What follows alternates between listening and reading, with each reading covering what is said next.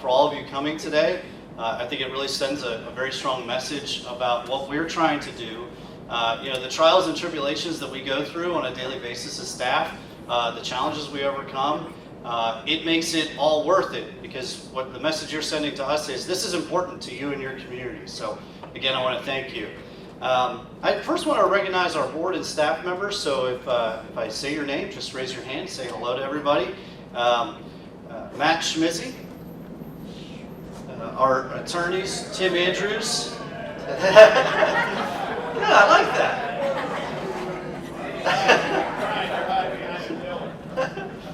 Our attorneys, Tim Andrews and Eric Benoni. Donald Puldorf-Rodman, our Redevelopment Authority Chair. David Johnson, our Land Bank Board Chair. Brian Murdian and Tim Kuster. So thank you all. Thank you to the board members. These are the folks that give us the daily guidance and strategic directions that we need to make a successful organization. Also want to say hello. Sorry, Hallie. Oh, and Rebecca. Where are you, Rebecca? Is Rebecca here? I always forget about Rebecca. And note our staff.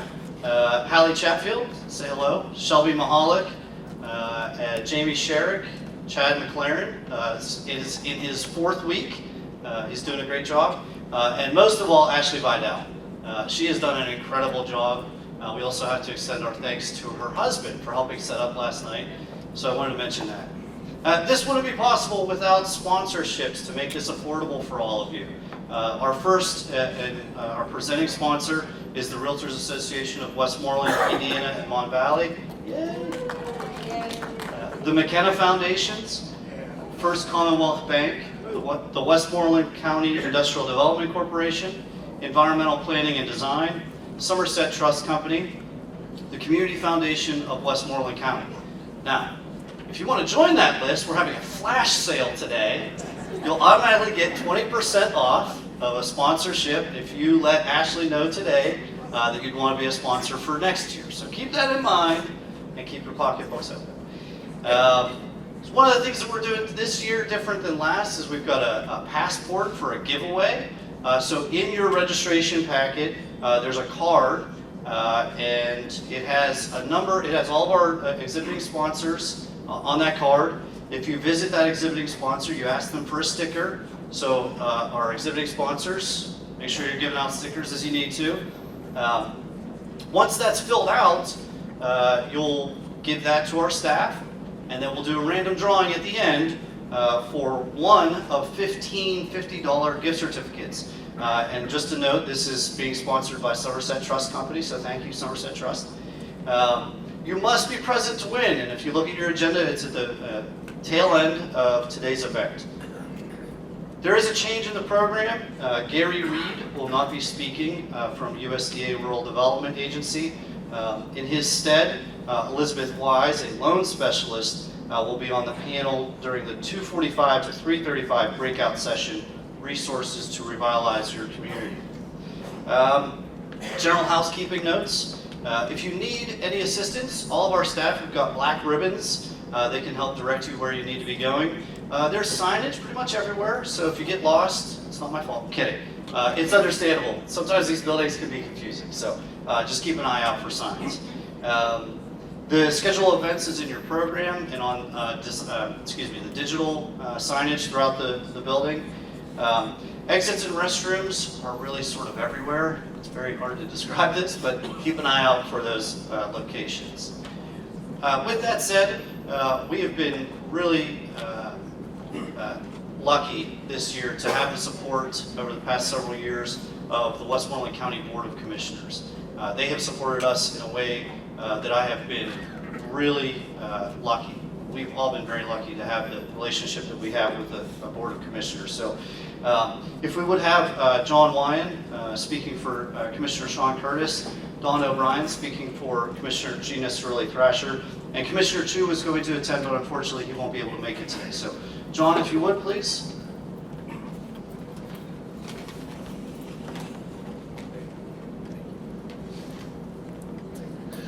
Thank you, Brian. Thank you to the staff of the Redevelopment Authority and the board of the Redevelopment Authority and the land banks. Obviously, everyone has seen the investment that the Westmoreland County Commissioners have made into blight and this problem in our community, dedicating $10.4 million. And the reason why they were able to do that is because of the trust that they have in your leadership. So first and foremost, please give a round of applause to the board and to Brian Lawrence and the staff of the redevelopment. So a common question that the Board of Commissioners has been asked over the last couple of years is, why are we dedicating $10.4 million into removing blight in our communities? Why is this so important? First of all, one of the most important things I know to me and to the commissioner that I represent, Commissioner Sean Curtis, is the risk it puts on our first responders. So every vacant blighted building that catches fire, it is estimated that 1 hour of fire response costs almost $9,000 of taxpayer money. In addition to the funds it's costing, it's also putting our first responders at risk. A risk that they don't need to take if we can remove these buildings from the area and remove the risk of both fire and them having to respond to emergencies. Blighted buildings tarnish the image, no matter where the community. The tax delinquent properties have to be offset by other taxpayers. So when these things are delinquent on the tax roll for a period of time, everyone else that's a taxpayer has to pick up the burden. Blighted properties lower property values in surrounding areas. Everybody is always concerned about your property values with the current cost of the interest rates right now on mortgages, obviously anywhere that you can gain traction you want to, and when blighted properties are affecting property values, it's also affecting people's desire to move into communities. And as an aging county, we need young people to move into our communities. And so we need to remove these blighted properties and make way for new construction and make way for new progress.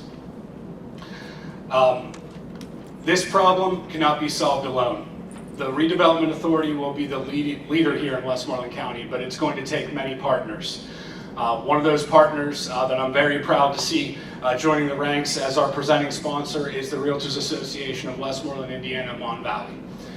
In addition to being Commissioner Curtis's Chief of Staff, I'm a licensed real estate agent, a realtor, and I've been a member of that organization for the last 9 years. And I know that they will be a fantastic partner in addressing this issue as well.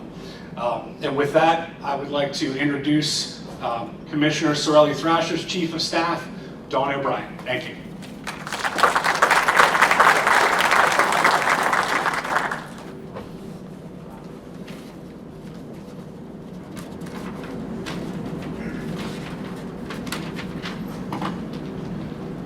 Good morning, ladies and gentlemen. It's a pleasure to be here with you today. On behalf of Commissioner Gina Sorelli Thrasher, I'd like to welcome everybody today to today's second annual Blight Remediation Summit. And it looks like we're going to have a beautiful day for the summit today. The rain's going to hold off till tomorrow. Blight has many issues that are associated with it, and I'm sure a lot of you are aware of it, such as crime, public safety concerns, public health issues. Furthermore, research has found that blight has an adverse effect on mental health. In addition to these issues, communities are having to deal with the high cost of police and fire calls, code enforcement, and the loss of tax revenue. We're very fortunate today to have a diverse panel of speakers to address some of these issues with fighting blight and answer some of your questions that you might have. John had spoke a little bit earlier about the investment that the commissioners have made into blight. And basically, that was enacted back in July of 2002. The Board of Commissioners made a historic investment in the fight blight in Westmoreland County by investing $10.4 million in federal funds to 7 municipalities. So far today, 530 blighted properties have been earmarked for demolition. 13 projects have been completed, 35 projects are under contract, and 16 projects are out to bid. Also, back in November of 2017, the Board of Commissioners authorized a countywide demolition fund, called the Demo Fund. The funding was made available through the Pennsylvania Act 152, which authorized the county to collect a fee of $15 for each deed recorded, with said fees to be used exclusively for demolition. To date, the Demo Fund has awarded over $828,000 and has demolished 28 blighted properties. I'd like to thank Brian and his team for today's summit and their continued commitment to helping our communities fight blight. Thank you, Brian. Thank you, Don. Yeah.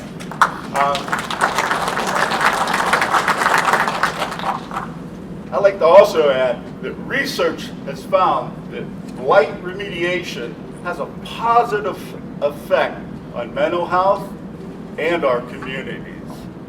I'd like to thank everybody for attending today and all of our guest speakers that are going to be in the panels and that.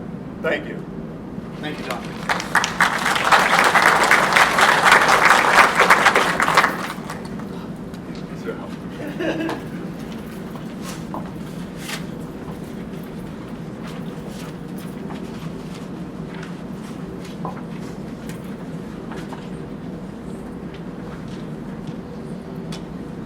So again, thank you to the commissioners for their historic investment in this issue, and to John and Dawn for being here. It's really valuable, and I thank you for your time.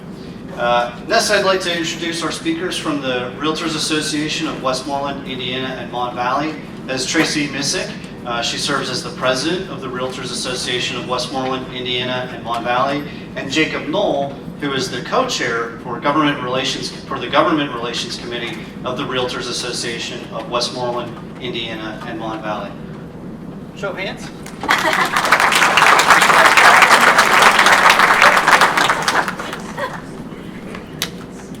Hi everyone. Oh boy. Breathe.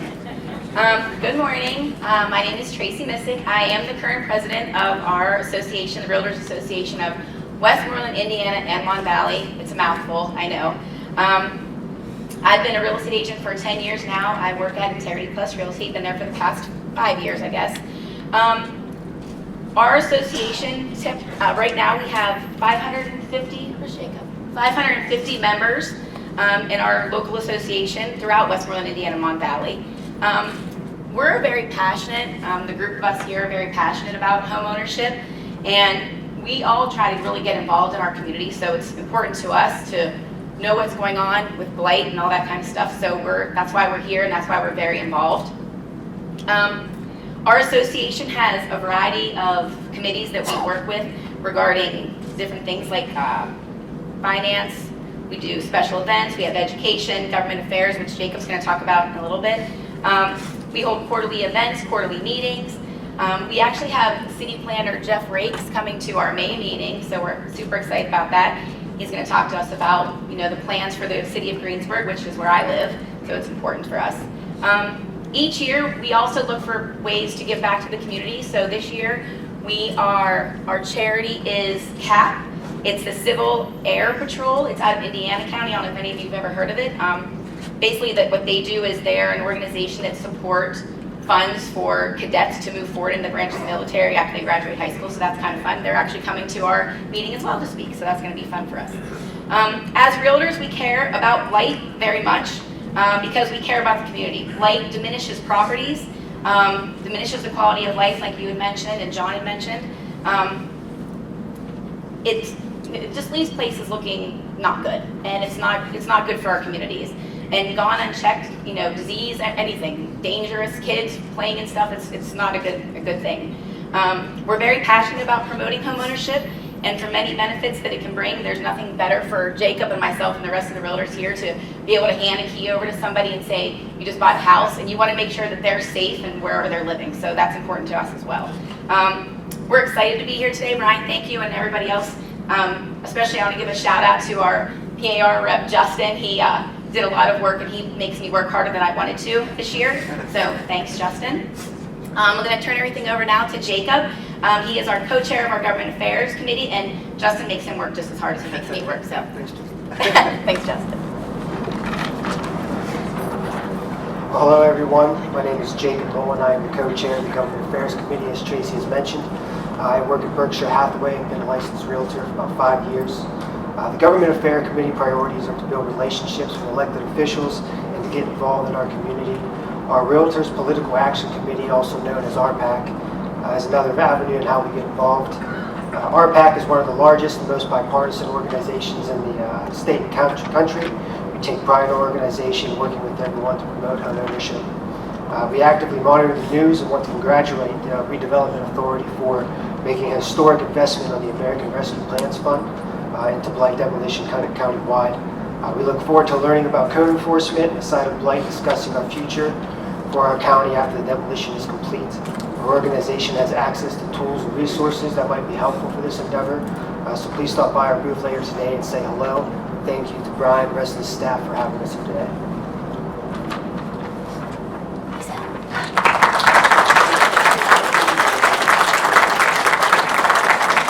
Thank you, Jacob and Tracy. Really, the Realtors Association has done so much over the past several years to become one of those neighborhood blight fighters, right? It's not the government always, it's not the private sector, sometimes it's the nonprofit sectors. We all have to be working together. So I just want to note that the Realtors Association has really done an amazing amount of work over the past several years to help us get a handle on this. All right, so the next piece of this, I'm going to give sort of a brief presentation about Blight 101, if you will. So if you've never really understood Blight, or maybe you do, but maybe you struggle with understanding what we can do to solve the problem, it's just a brief overview, and also sort of a description of our organization. So why do we do what we do, and how do we do it? And then towards the end, our senior project manager, Hallie Chatfield, will hopefully dispel some rumors or myths or legends about the demolition programs that we have available in the Redevelopment Authority, okay? So again, here's our board. I just want to give you an impression of who these folks are, making sure that you understand if I do terrible today, you got to go talk to them, let them know. And then our staff. I can't say enough about the commitment that these folks make to helping our communities.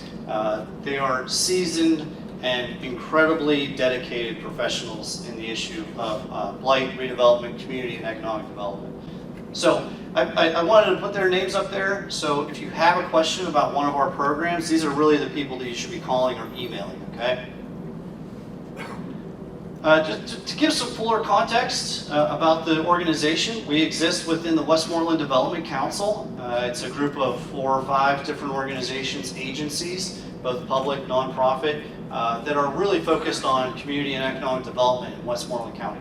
We share office space, and a lot of times we're conversing with them on a regular basis about how we're working together to improve community and economic development in Westmoreland County. I would note that the red dashed line just signifies the county agencies. The only one that's actually a department up there that is underneath the county commissioners is the Department of Planning and Development. We have some representatives here today and speakers from the Department of Planning and Development. We are 2 agencies with one mission, and that is to build healthy and whole communities and reposition our towns by eliminating blight and its influences throughout Westmoreland County. In 2021, we embarked on a strategic planning process, and one of the first things we recognized was that we needed to create a cohesive understanding of our organization, and that begins with this mission.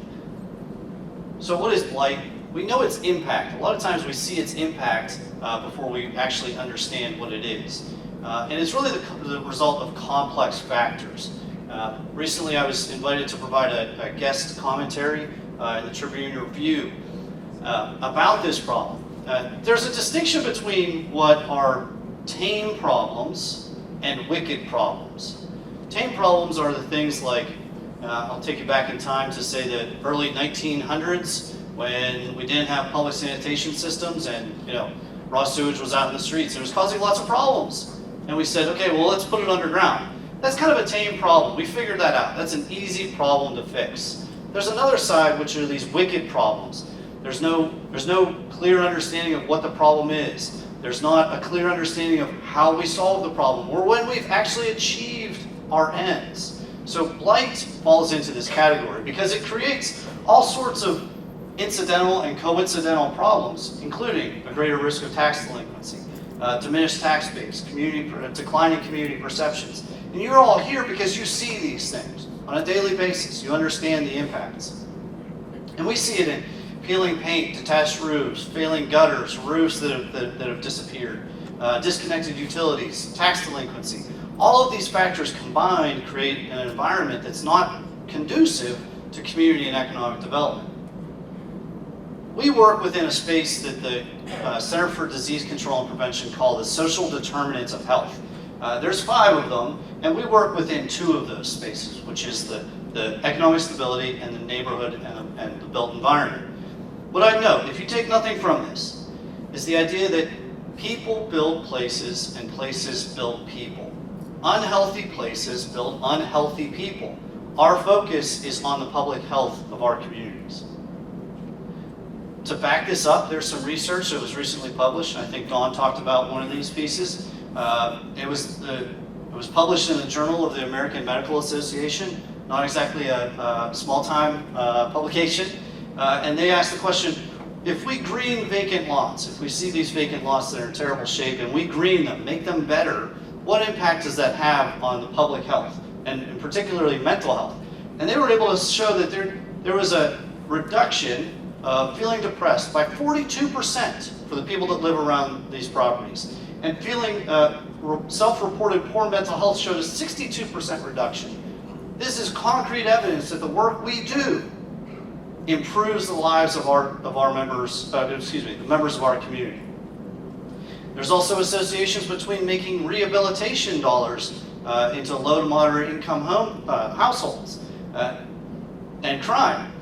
So this study looked at a housing repair intervention in Philadelphia, and it was tied to a 22% reduction in crime. So let's think about this a little bit differently. Let's think about crime a little bit differently than making sure we've got enough police. We need to make sure we have enough police, no question.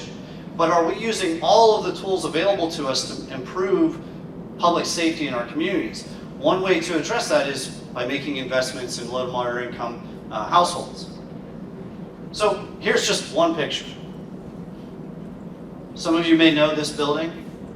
I'm almost certain one of you will definitely recognize it. This is from one of our neighborhoods in our county. What message does this building send? 24/7, 365. We don't have a safe place. This is not a welcoming community. These are the messages that this building sends. Okay, now let's think about it in the greater context. It's not just one. We can fix just one property. We can fix just one problem. But when we're talking about this number, and there's about 100 photos on this slide. That's 1/8 of what we know about right now in the county. So let's put it in an even greater context. As John had pointed out, we have a declining and aging workforce. One way to change that trajectory is by attracting more people to Westmoreland County. These buildings do not sit well with that image of us as our community as a safe and welcoming place. So, to address these things, the strategic plan identified 6 objectives. First, it's equipping local partners. This is what today is about. It's making sure that you all know about the best practices out there. What ordinances are available to you to address these problems? What tactics can our nonprofits and faith-based organizations deploy to improve our communities? We need to gather intel and share that information. We had a meeting in August among all of the American Rescue Plan Act qualified census tract communities. So this was Greensburg, Menneson, New Kensington, Jeanette, Vandergrift, Arnold, New Kensington, and Menneson. I think I might have doubled that. And at the beginning of the meeting, people are kind of mulling about outside in the parking lot. and one of the code enforcement officers says, hey, I see that this person's doing business in your community. And there was a connection that we needed to make. We need to know about this stuff because then we can share that with other communities. If this person's showing up for a tax sale, maybe they shouldn't be purchasing those properties at tax sale. There are authorities that municipalities have to disqualify people. We need that kind of information. It all goes back to understanding the full scope of the problem so we can develop the systems necessary to respond. Regional solutions. We know that code enforcement is a really tough challenge for a lot of communities. We know it's hard to find code enforcement officers, it's hard to provide them a decent salary. We'd like to explore in greater detail, we've talked about this before, of a regional code enforcement program where we're sharing resources, we're sharing information, and hopefully making it a more cost-effective approach for communities. Creating equitable development opportunities. And this goes to the earlier point about we can't do this alone. We need the private sector. So how do we engage in a fair, competitive, and transparent process to help developers, investors, real estate professionals work with us? So we're working on basically creating a pre-qualified developer program to help drive investment into the buildings that can be saved so that we're not spending the Act 152 money or the ARPA money on demolishing these properties. We want to revitalize whole neighborhoods. One of the things that we observe is that there are lots of times other factors at play that are leading these buildings to the condition that they find themselves in. How are we addressing all of the things that are affecting your community? How are we looking at the neighborhood scale rather than the micro scale, property here, property there, essentially playing whack-a-mole? We don't want to do that. We want to be proactive and strategic. And this last bit is about telling our story. We've invested lots of resources and time in making sure that people understand who we are and what we do. So how are we going to do that? We have these 7 programs, if you want to put them that way, of demolition. That's probably our most well-funded program, given the necessary costs to demolish property. We do rehabilitation of land bank-owned properties, and we also work with the private sector to get those properties rehabilitated. Obviously, land banking, accessible and affordable housing. We're installing ramps and lifts. We know that the best way to keep a property from becoming blighted, vacant, abandoned, tax delinquent is by keeping somebody in there.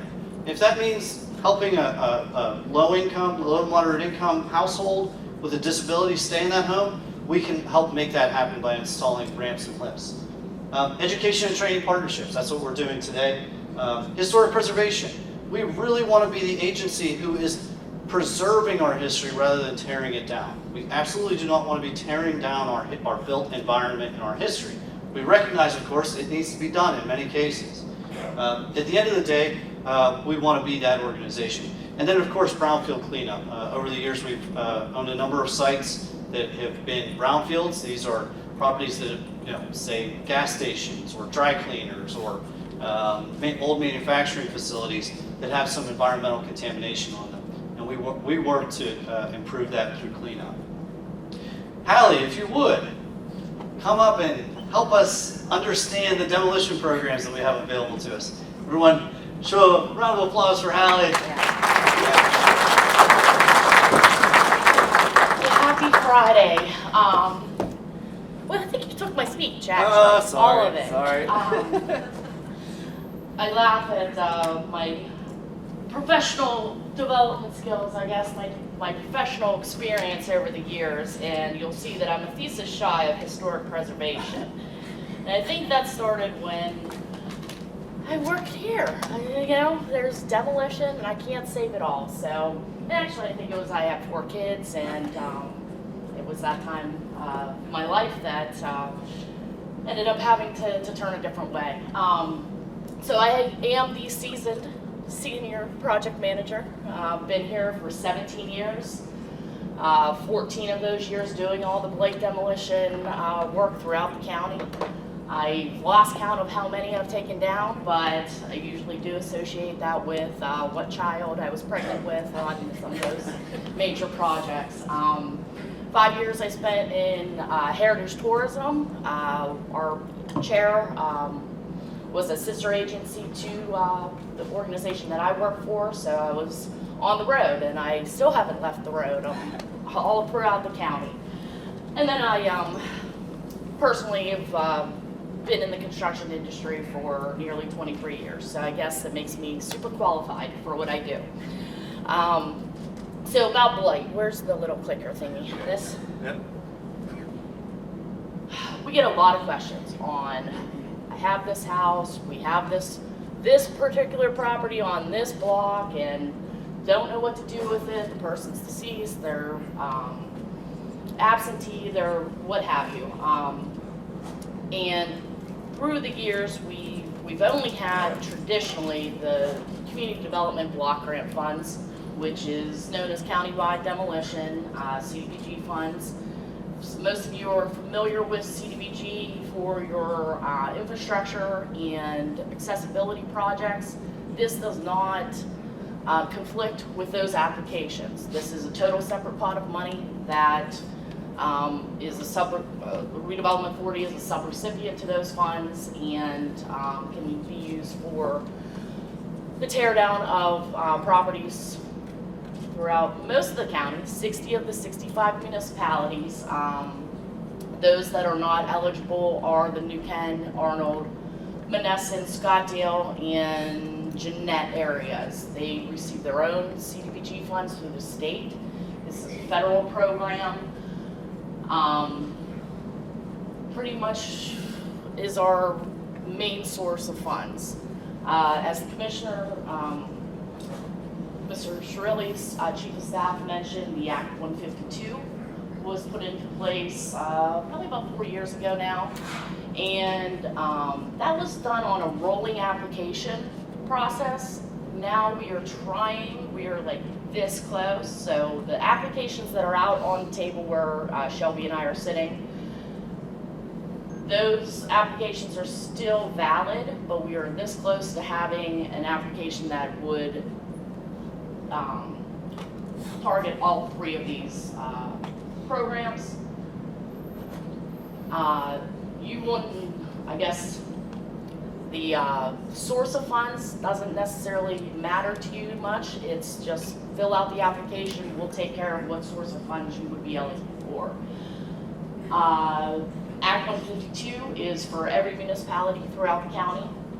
And again, we're trying to get that onto a rolling application, which would mirror the CDBG as well.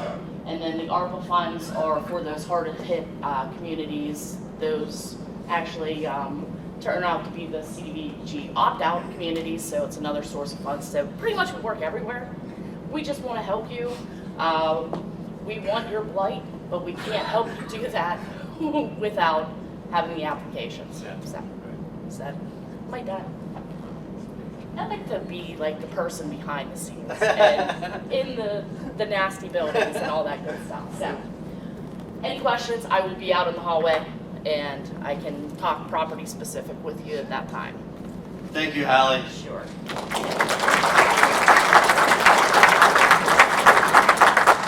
If there is one person, as Hallie noted, who's been in probably the worst of the worst buildings in the county, it is Hallie Chatfield. She has been in practically every single one of them.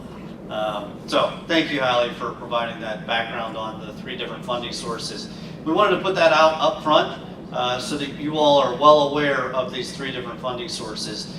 They generally follow this process as a very generalized process. A lot of times we run into unknowns that slow things down, but I would note that this takes about 4 to 6 months from application to final completion. So, all right, I think we are over time a little bit. No, we're doing great. We have a little bit of time left over. So do you want to hear jokes? I don't really. My youngest daughter is, she's got a knock-knock joke book. I have not said who's there so much in the past week. It's fun. All right, well, that's all we have for today, or for this session. You'll have some more time. You really thought I was going to start telling jokes.